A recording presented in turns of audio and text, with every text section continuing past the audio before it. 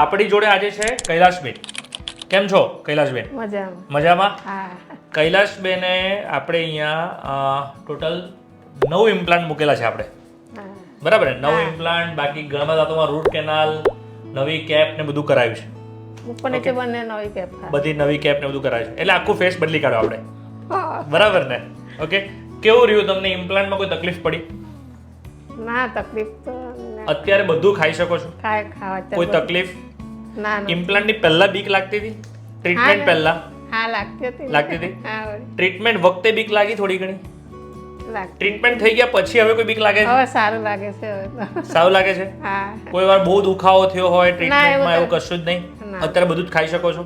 હા, ખાઈ શકો. અખરોટ તૂટે છે હવે? ના, તોડી નથી હજુ. હું કહું છું તોડો હવે અખરોટ એને, બરાબર ને? બિંદાસ અખરોટ તોડો, કાચી અખરોટ તોડો કે જેનાથી ઉપરનું પેલું આવે ને તે ભલે દાંતથી તોડો, કોઈ ટેન્શન નથી.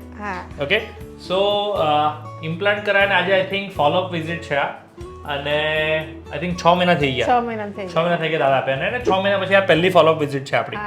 ઓકે, ચેકઅપ દરમિયાન કોઈ તકલીફ નથી, કોઈ જાતનું કોઈ બોન લોસ નથી, બધું જ પરફેક્ટ છે. તમે બધું ખાઈ શકો છો. કોઈ તકલીફ લાગે તમને? હવે કેટલાક લોકો આ વિડીયો જોવે છે જે ઇમ્પ્લાન્ટથી બહુ બીવાય છે, તમે એમને શું કહેશો કે બીવાવ જેવું ખરું કે નહીં? ના, નથી. સારું લાગે છે. સારું લાગે છે? મને તો બહુ તકલીફ હતી પહેલા. હા, હવે સારું છે. પહેલા ખાવામાં તકલીફ હતી? બહુ જ તકલીફ હતી. શું ખાઈ શકતા હતા પહેલા? એટલે સલાડ ને એવું કશું જ ખવાતું નહોતું. કશું જ નથી ખવાતું? રોટલી વોટલી પહેલા ઓછી ખવાતી? ના, એટલે એમાં દાળમાં બોડીને ખવાતી. હવે અત્યારે દાણા ચણા ખવાય છે?